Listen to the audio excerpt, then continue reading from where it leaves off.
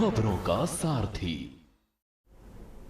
नमस्कार, आप देख रहे हैं के न्यूज। मैं हूं आपके साथ तनवीर। रुक करते हैं खबरों का और बुलेटिन की शुरुआत कर लेते हैं बड़ी खबर के साथ। दिल्ली से बड़ी खबर आपको बता रहे हैं, शारदीय नवरात्रि के 9 दिवसीय उत्सव आज से शुरू हो चुके हैं। तो 9 दिवसीय उत्सव देवी दुर्गा के 9 स्वरूपों को समर्पित होंगे। नवरात्रि का उत्सव समृद्धि, ज्ञान और शांति का प्रतीक माना जाता है। आज का शुभ मुहूर्त की बात करें तो सुबह 6:09 से शुरू हो चुका है, 8:06 तक रहेगा। और इसी के साथ शुभ कलश स्थापना न कर पाने पर अभिजीत मुहूर्त पर स्थापना कर सकते हैं। अब बात करें अभिजीत मुहूर्त की तो 11:49 से शुरू होगा और 12:38 तक स्थापना कर सकते हैं। तो यह अहम जानकारी आपको बता रहे हैं। आज से शारदीय नवरात्रि की शुरुआत हो चुकी है। नवरात्रि का आज पहला दिन है। मां शैलपुत्री की आज पूजा हो रही है। तो बड़ी खबर आपको बता रहे हैं, 9 दिवसीय उत्सव देवी दुर्गा के 9 स्वरूपों को समर्पित है। नवरात्रि का उत्सव समृद्धि, ज्ञान और शांति का प्रतीक माना जाता है।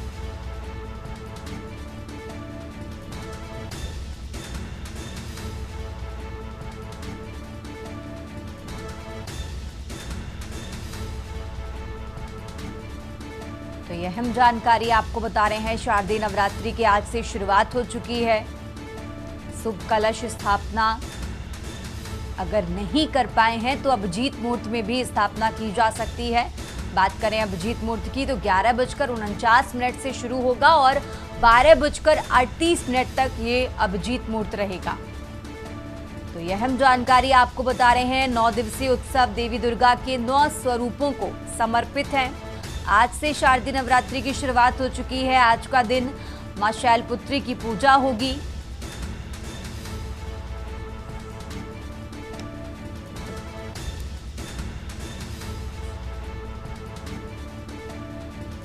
और इसी खबर पर ज्यादा जानकारी के लिए हमारे साथ दिल्ली से विशेष संवाददाता अखिलेश जी जुड़ चुके हैं और इसी के साथ हरिद्वार से बसंत कश्यप भी जुड़े हुए हैं।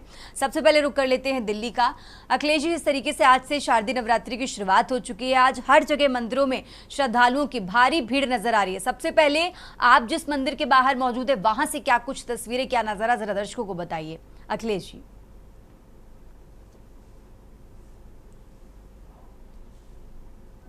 अखिलेश जी अनम्यूट करिए, आपकी आवाज हम तक नहीं आ रही है।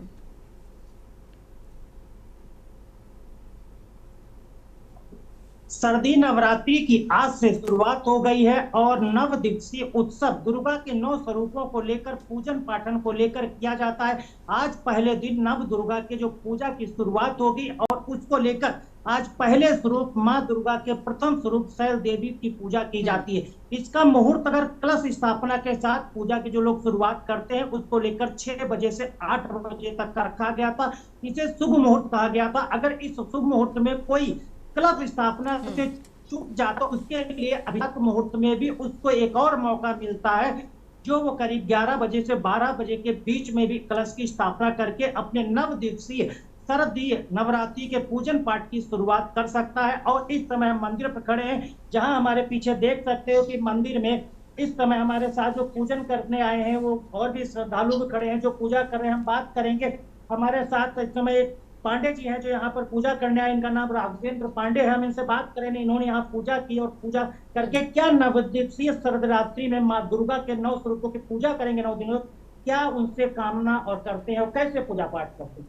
राघवेंद्र पांडे जी बताइए, आज नवरात्रि की शुरुआत हो गई, आज अभी आपने यहाँ पूजा पाठ किया, क्या किया, कैसे किया, किस मनसा के साथ किया। नवरात्रि के 9 दिन हम माता के पूजा पाठ करते हैं और माँ दुर्गा से हम अपनी कामना करते हैं कि जो हमारे आने वाले समय अच्छे हो और हमें माँ दुर्गा का आशीर्वाद प्राप्त। इसी तरह हमारे साथ एक और श्रद्धालु हैं जिन्होंने पूजा पाठ किया है, मंदिर में शर्मा जी मौजूद हैं। हम उनसे बात करेंगे कि उन्होंने शुरुआत सुबह भी पूजा पाठ किया, तो पूजा पाठ कैसे किया और किस तरह से करते हैं, 9 दिनों तक क्या क्या वो पूजा पाठ के दौरान सावधानियां बरते हैं ताकि शारदीय नवरात्रि में पूजा पाठ ढंग से हो। नवरात्रों के दिन में मैंने सुबह कलश रखा और 9 दिन तक का विधि पूर्वक आपके स्नान मैं करता हूँ और मैं आगे शुभकामना के लिए अपने क्या फिर दर्शक। देखिए, इसी तरह से हमारे साथ श्रद्धालु हैं। ये मंदिर है विनायक धाम, यहाँ पर लगातार सुबह से लोग आ रहे हैं श्रद्धालु, अभी और भी आएंगे, पूजा पाठ करेंगे और लगातार यहाँ पूजा पाठ का कार्यक्रम चल रहा है जी। बिल्कुल अखिलेश जी, और जिस तरीके से आज देखिए बड़ी संख्या में श्रद्धालु जो हैं वो मंदिरों में पहुंच रहे हैं, तो आपको मंदिर में प्रशासन की तरफ से क्या कुछ व्यवस्थाएं नजर आ रही हैं, जरा वो भी दर्शकों को बताइए। देखिए, जब कोई भी हिंदू त्योहार होता है, पर्व होता है, उत्सव होता है, उस दौरान अगर हम बात करें तो सभी मंदिरों में सुरक्षा व्यवस्था चाक चौबंद की जाती है। वहां पुजारी से पहले ही सभी तरह के मंदिर में पूजन पाठन के लिए तैयारी कर ली जाती है।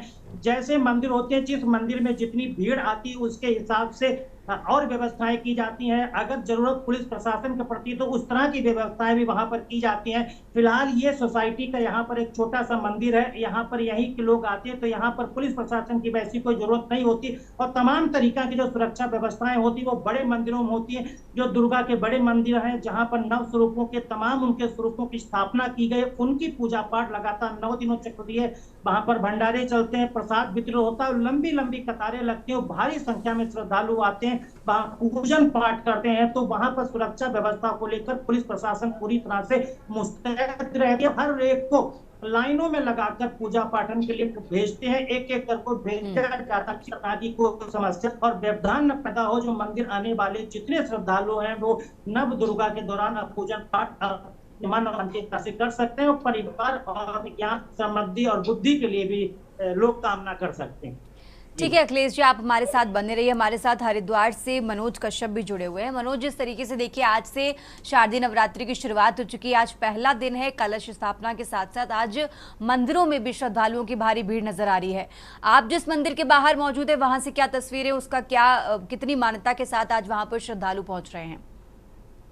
बिल्कुल, देखिए आज से शुरुआत जो शारदीय नवरात्रि होती है उनकी शुरुआत हो जाती है। यानी कि कहा जाएगा कि आज से 9 दिन तक माँ के अलग अलग जो स्वरूप होते हैं उनकी पूजा की जाएगी। खास तौर से हरिद्वार में नवरात्रों का एक अलग ही उत्साह देखा जाता है, क्योंकि यहाँ पे रोजाना जो लाखों की संख्या में श्रद्धालु होते हैं गंगा स्नान करने के लिए पहुंचते हैं। ऐसे में यहाँ पे कई प्राचीन माता के मंदिर, चाहे माया देवी मंदिर की बात कर ले, फिर मनसा देवी और चंडी देवी की बात कर लेते हैं, वहाँ पे लाखों की संख्या में रोजाना श्रद्धालु पहुंचेंगे। आज सुबह से हमने देखे कि माँ मनसा देवी की तमाम जो तस्वीरें हम अपने श्रद्धालुओं को दिखा रहे हैं, वहाँ पे काफी भीड़ भाड़ देखने के लिए मिल रही थी। खास तौर से हमने देखा था कि बीते दिनों जब मनसा देवी पर एक हादसा हो गया तो उसको लेकर प्रशासन ने भी यहाँ पे सबक लिया। यहाँ पे कोई ऐसा हादसा ना हो, कोई ऐसी भीड़ ना हो, उसको लेके खास तौर से जो पुलिस प्रशासन है उसका इंतजाम तमाम जो हरिद्वार के मठ मंदिर है वहाँ पे किया गया है। सुबह से तमाम जो मंदिर समिति के जो लोग थे वो भी मनसा देवी मंदिर पर तमाम जो व्यवस्थाएं थे उनको बनाने में लगे हुए थे। यानी कि साफ तौर से कहा जा सकता है कि जिस तरीके से आज नवरात्रि का पहला दिन है, खास तौर से अक्सर जब नवरात्रि का पहला दिन होता है तो तमाम जो लोग होते हैं सबसे पहले कलश स्थापना करते हैं, उसके बाद ही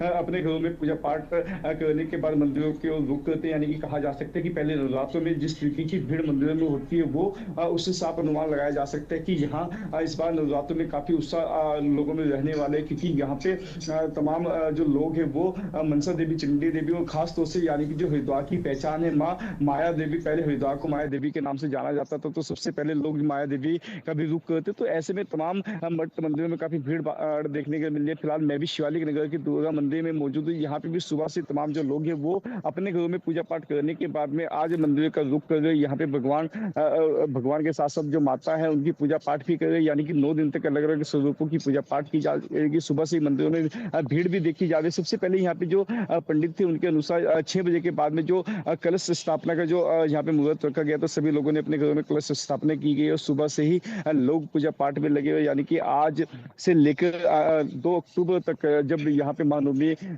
बनाई जाएगी तो 9 रूपों की जो माता की पूजा होती है वो अलग अलग रूप में यहाँ पे की जाएगी। आज पहला नवरात्र माँ शैलपुत्री की पूजा पाठ की जाएगी। यहाँ पे कहा जाता है कि भगवान के साथ साथ सबसे पहले जिस तरीके से माता को भोग लगाया जाता है तो यहाँ पे शैलपुत्री की आज पूजा पाठ की जाएगी। सबसे पहले यहाँ पे कलश स्थापना के साथ साथ में जो माता का श्रृंगार होता है वो आज पूर्ण रूप से किया जाएगा। कई दिन पहले से हम देख रहे थे कि तमाम जो मठ मंदिर है उनकी जो साज सजावट है उसमें मंदिर समिति लगी हुई है। यानी कि तमाम जो मंदिर थे उनको सजाया गया था। खास तौर से हरिद्वार के जो बाजार थे उनमें भी काफी रौनक देखने के लिए मिल रही थी, क्योंकि ऐसे में जब नवरात्रों की शुरुआत हुई तो इस बार जो हरिद्वार के मठ मंदिर होते हैं उनके लिए जो तमाम जो कलश होते हैं या फिर माता का श्रृंगार होता है, माता का तमाम चुन्नी से लेकर जो पूजा पाठ का सामान होता है वो बाजारों से जाता है। तो ऐसे में कहीं ना कहीं बाजार में खास व्यापारी थे, जब व्यापारियों से बातचीत की गई तो व्यापारियों के अनुसार तो से कहना है कि जो ये 9 दिन होते हैं उनमें काफी अच्छा बिजनेस उनको मिल जाता है।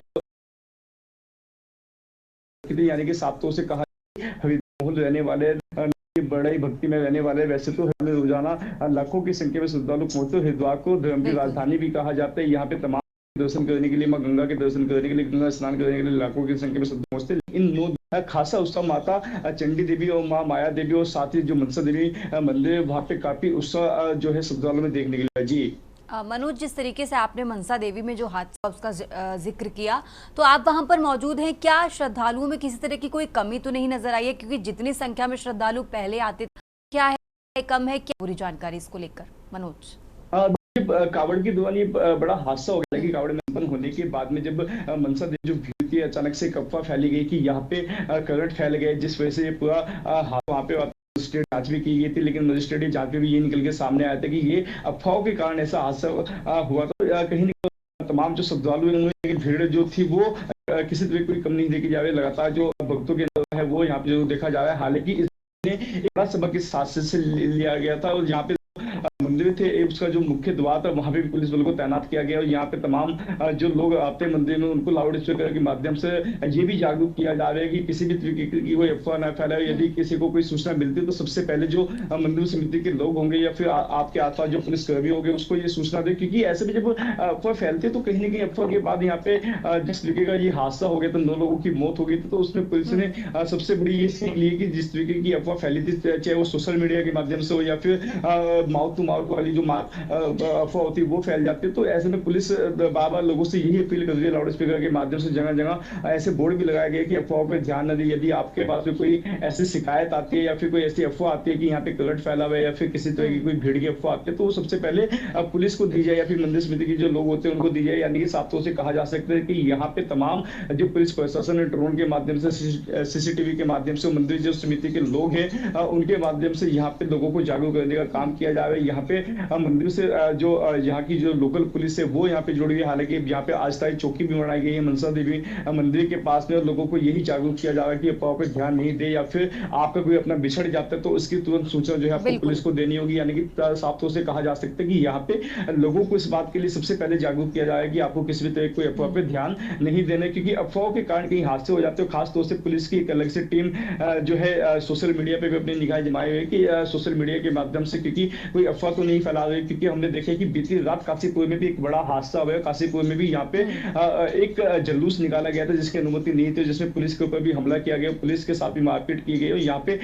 जो विशेष समुदाय के लोग थे उनके द्वारा ये जुलूस निकाला गया था, जिसके बाद कहीं ना कहीं काशीपुर का माहौल तो खराब हुआ है। तो काशीपुर के माहौल को देखते हुए हरिद्वार में भी अलर्ट मोड पे रखा गया कि किसी तरीके के यहाँ पे, क्योंकि अब नवरात्रि चल रहे, ऐसे में धार्मिक रैलियां भी निकाली जाती है तो उनके ऊपर किसी तरह की कोई हमला ना हो, तो उसको लेके भी यहाँ पे जागरूक है। और यहाँ पे सोशल मीडिया पे भी निगाह बनाया है कि काशीपुर की घटना को लेकर हरिद्वार में किस तरह कोई अफवाह न फैलाई जाए, यहाँ पे कोई अप्रिय घटना ना हो जाए। जी बिल्कुल, तो कुल मिलाकर प्रशासन पूरी तरह से अलर्ट है। मनोज, बहुत बहुत शुक्रिया आपका तमाम जानकारी दर्शकों तक पहुंचाने के लिए। और दिल्ली से विशेष संवाददाता अखिलेश जी हमारे साथ जुड़े हुए हैं। अखिलेश जी, आप बने रहिए, हम आगे भी आपसे जानकारी लेते रहेंगे। और ये लगातार तस्वीरें आपको दिखा रहे हैं दिल्ली से हरिद्वार की तस्वीरें, जहां बड़ी संख्या में श्रद्धालु आज मंदिरों में पहुंच रहे हैं। आज से शारदीय नवरात्रि की शुरुआत हो चुकी है। आज का दिन मां शैलपुत्री की पूजा होगी। भक्त आज के दिन को लेकर बेहद उत्साहित है और आगे भी अब बाकी के 9 दिन भी ये सिलसिला जारी रहेगा।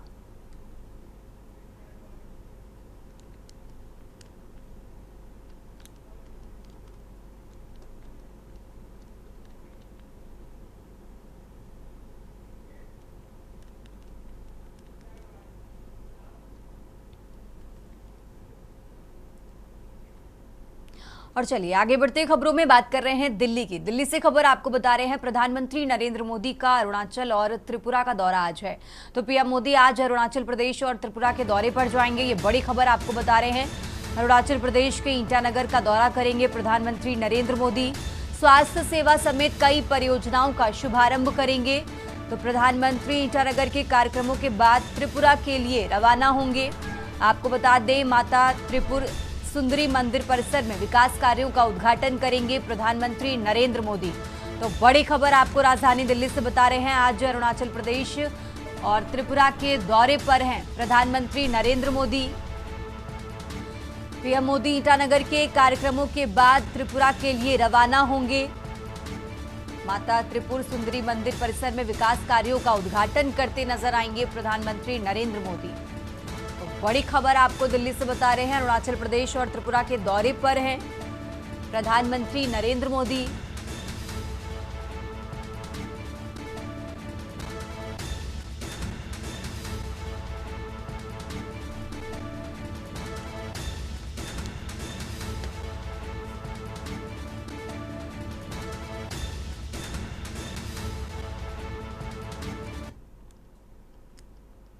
आगे बढ़ते खबरों में लगातार बात कर रहे हैं दिल्ली की। दिल्ली से एक और बड़ी खबर आपको बता रहे हैं, जीएसटी की नई दरें लागू होने पर बीजेपी मनाएगी बचत उत्सव। तो जीएसटी की नई दरें लागू होने पर बीजेपी मनाएगी बचत उत्सव।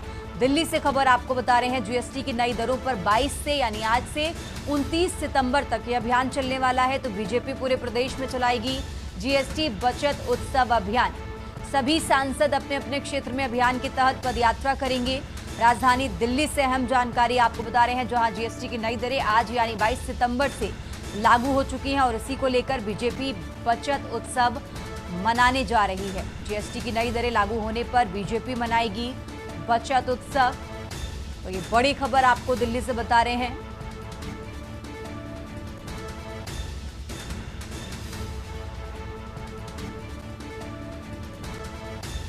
तो जीएसटी की नई दरें लागू होने पर बीजेपी मनाएगी बचत उत्सव। राजधानी दिल्ली से खबर आपको बता रहे हैं, जहां आज से जीएसटी की नई दरें लागू हो चुकी हैं। तो आज यानी 22 सितंबर से 29 सितंबर तक ये अभियान चलेगा। बीजेपी पूरे देश में चलाएगी जीएसटी बचत उत्सव अभियान। और इसी खबर पर ज्यादा जानकारी के लिए हमारे साथ दिल्ली से विशेष संवाददाता अखिलेश जी जुड़ चुके हैं। अखिलेश जी, जिस तरीके से आज से जीएसटी की नई दरें लागू हो चुकी हैं, जिसका सभी को लंबे समय से इंतजार था और इसी को लेकर बीजेपी बचत उत्सव मनाने जा रही है, इसको लेकर क्या कुछ है जानकारी, जरा वो दर्शकों को बताइए।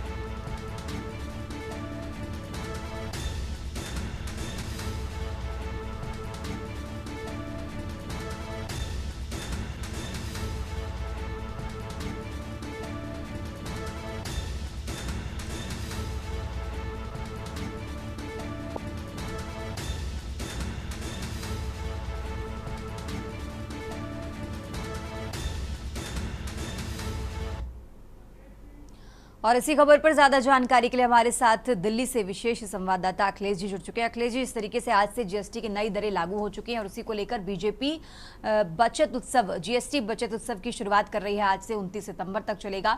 क्या कुछ है इसको लेकर पूरी जानकारी, जरा वो दर्शकों को बताइए। देखिए, जीएसटी की नई दरें आज से देश में लागू हो रही हैं और लागू हुई नई जीएसटी की दरों का कल सात प्रधानमंत्री ने 5 बजे संबोधन किया था और देश के नाम संबोधन में उन्होंने जीएसटी में जो राहत लोगों को मिलने जा रही है और महंगी चीजें होंगी उसको लेकर एक बड़े चीजों के साथ संबोधन किया था। और अब उसी में ये ऐलान भी किया कि भारतीय जनता पार्टी इसको उत्सव के रूप में मनाएगी कि जीएसटी उत्सव अभियान जो आज से शुरू हो रहा है, यानी 22 सितंबर से शुरू होकर 2 अक्टूबर तक चलेगा। तो लगातार देश भर के भारतीय जनता पार्टी के नेता, पदाधिकारी, सांसद, विधायक इस जीएसटी को लेकर अपने क्षेत्रों में जाएंगे, पैदल यात्राएं निकालेंगे, नुक्कड़ सभाएं करेंगे, लोगों से चर्चा करेंगे और उनको जीएसटी के बारे में बताएंगे कि किस प्रकार 5% और 18% का जो स्लैब बचा है, अब सिर्फ देश में 2 ही जीएसटी पड़ेंगी और अभी तक 4 स्लैब में उनको भुगतान करना पड़ता था। यहाँ तक भी कहा गया कि इस जीएसटी में अब 99% ऐसे पदार्थ हैं, सामान है, वस्तुएं हैं, उन पर अब जीएसटी 5% ही लगेगी। बाकी बस चुनिंदा कुछ सामान है जिसमें मादक पदार्थ है, शराब है, बीड़ी, सिगरेट, तंबाकू जैसे जो मादक पदार्थ हैं, उन पर जीएसटी ज्यादा लगेगी। ठीक है अखिलेश जी, बहुत बहुत शुक्रिया आपका तमाम जानकारी दर्शकों तक पहुंचाने के लिए।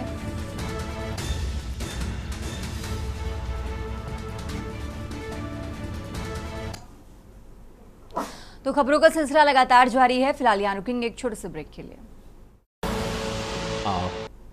ब्रेक से वापस आ चुके हैं, रुक करते हैं खबरों का। बात कर रहे हैं दिल्ली की। देश में आज से जीएसटी की नई दरें लागू हो चुकी हैं। जीएसटी की नई दरें लागू होने से कई चीजों के दाम सस्ते होंगे और इसी के साथ आपको बता दें, शराब, तंबाकू जैसे मादक पदार्थों पर लगेगा 40% टैक्स। तो अब देश में दो से ही टैक्स स्लैब 5% और 18% ही लागू होंगे। नई दरों के बाद 99% 5% टैक्स। आपको जीएसटी की दरें आज से यानी 22 सितंबर से लागू हो चुकी हैं। 4 स्लैब में से 2 स्लैब हटा दिए गए हैं। अब देश में 2 ही टैक्स स्लैब 5% और ही लागू होंगे। 12 और 28% को हटा दिया गया है। तो नई दरों के बाद 99% चीजों पर 5% टैक्स लगेगा और आज से जीएसटी की नई दरें लागू हो चुकी हैं। ये बड़ी खबर आपको बता रहे हैं। जीएसटी की नई दरें लागू होने से कई चीजें आज से सस्ती हो चुकी हैं और इसी के साथ आपको बता दें, शराब, तंबाकू जैसे मादक पदार्थों पर 40% टैक्स लगेगा। तो ये बड़ी खबर आपको बता रहे हैं। जीएसटी की नई दरें आज यानी 22 सितंबर से लागू हो चुकी हैं। कई चीजें इसी के साथ आज से सस्ती हो जाएंगी। तो 4 स्लैब में से 2 स्लैब हटा दिए गए हैं। अब 5% और 18% टैक्स स्लैब ही लागू होंगे।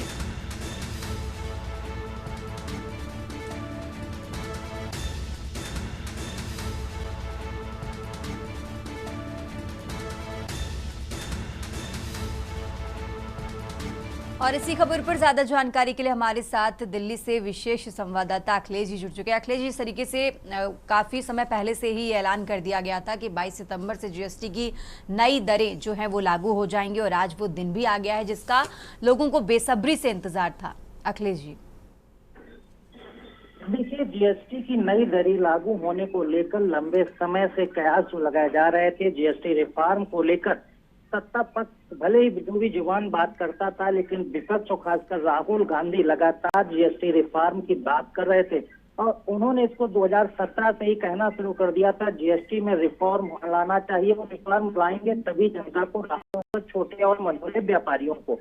इस दिशा में सरकार ने तब तक तो नहीं किया, लेकिन सरकार आखिरकार उन कमियों को स्वीकार किया और सरकार ने जीएसटी के रिफॉर्म की दिशा में आगे बढ़ी और जीएसटी रिफॉर्म लाई। और इस जीएसटी रिफॉर्म के ही तहत आज वो सारी चीजें सस्ती हो रही हैं और जो स्लैब्स हैं उसमें 2 घटाए गए हैं, 2 लागू किए गए हैं। जो 5 और 18% के स्लैब के तहत जो लगातार जीएसटी में कहा जाता है कि अब नई जीएसटी जो दरें हैं उससे करीब 99% ऐसे पदार्थ हैं सब लगभग जो सस्ते हो जाएंगे। कुछ चुनिंदा पदार्थ हैं जिनको मादक पदार्थ की श्रेणी में रखा जाता है, उन पदार्थों के ही रेट बढ़ेंगे जो 18% की श्रेणी में रखे जाएंगे।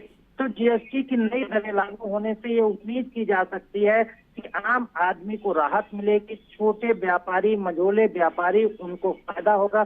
रेहड़ी पटरी पर जो व्यापारी काम करते हैं, खुदरा बाजार के व्यापारी हैं, वो काम करते हैं, उनको जिस जीएसटी की नई दरों से फायदा मिलेगा। इसके साथ ही साथ जो आम उपभोक्ता है, जो कस्टमर सीधे दुकान से सामान खरीदते हैं, उनको भी अब सामान सस्ते मिलेंगे। अब खासकर इसमें कहा गया कि मोबाइल सस्ता हो जाएगा, कारें सस्ती हो रही हैं, इलेक्ट्रॉनिक सामान सस्ते हो रहे हैं, टीवी है, फ्रिज है, ये तमाम ऐसे घरेलू सामान है। जीएसटी के कम होने से इन पर 5% जीएसटी लगेगा, ये सस्ते हो जाएंगे। तो आम आदमी की पहुंच से, महंगाई के वजह से जो चीजें अब तक उसके घर तक नहीं पहुंच पा रही हैं, उन चीजों को वो खरीद नहीं पा रहा था, उनका इस्तेमाल करके अपने शौक पूरा नहीं कर पा रहा। तो सरकार की तरफ से कहा जा रहा है कि अब जीएसटी रिफॉर्म के लागू होने से जीएसटी के 5% के दायरे में इन सामान को लाने से आम आदमी को फायदा होगा, वो खरीदारी कर पाएगा, महंगाई की मार उस पर कम पड़ेगी और इसके दूरगामी परिणाम निकलेंगे जिससे आम आदमी को सहूलियत मिलती नजर आएगी। फिलहाल इसको लेकर विपक्ष लगातार हमलावर है। वो लगातार ये कह रहा है कि जो चीजें वो पहले से ही कह रहे थे वो चीज सरकार मानने को तैयार नहीं थी, लेकिन अब सरकार मानने को तैयार हुई और जीएसटी रिफॉर्म लाई, जिससे अब आम आदमी को राहत मिलेगी और इसका फायदा विपक्ष की आवाज बुलंद करने से ही मिला है। बिल्कुल। दूसरी सबसे बड़ी बात है कि इस जीएसटी रिफॉर्म को भारतीय जनता पार्टी जीएसटी उत्सव के अभियान के तौर पर मनाना चाहती है और उसकी शुरुआत आज बीजेपी के द्वारा की भी जा रही है। 29 सितंबर तक चलेगा। अखिलेश जी, बहुत बहुत शुक्रिया आपका तमाम जानकारी दर्शकों तक पहुंचाने के लिए। और ये बड़ी खबर आपको बता रहे हैं, आज से जीएसटी की नई दरें लागू हो चुकी हैं। इस बुलेटिन में फिलहाल इतना ही। आप देखते रहिए के न्यूज इंडिया। आप देख रहे हैं